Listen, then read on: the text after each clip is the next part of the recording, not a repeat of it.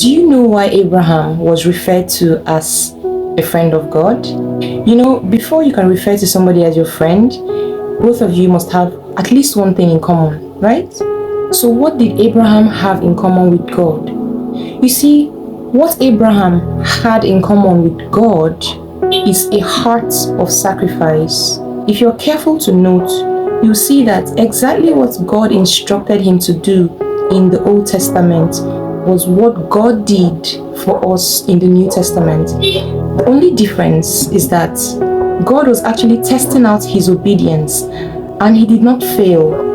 The Bible says in John 3:16, "For God so loved the world that he gave his only begotten Son."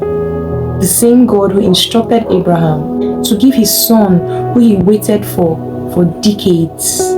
He didn't flinch, he didn't argue, he did what he was asked to do. It's a given that if he was not stopped, he would have actually seen it through. That's the kind of heart that God is looking for. Those are the kind of people that God is seeking in these last days.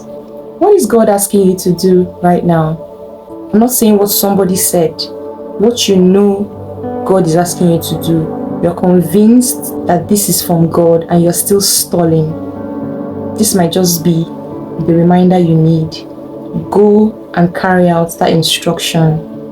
God is looking out for obedient children.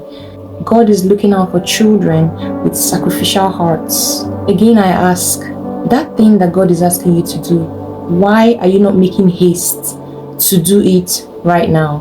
God is looking for more than churchgoers. God is looking for more than choristers. He's looking for more than preachers. He's looking for more than teachers. He's looking for more than prayer warriors. God is looking for those with a heart of sacrifice who will go all out in his name. You know, it reminds me of Minister G.U.'s song. I'll put you in front of my melody. You are all that matters. You know, I'll make room for two, you and I, Jesus. You are all that matters. Who is at the forefront of your priority? Is it Jesus or is it the world? How far can you go for the name of Christ? What is that thing that God has laid on your heart to do and you're stalling? You have not obeyed yet. This is the time to get to it. Don't waste time. Do it now. God bless you.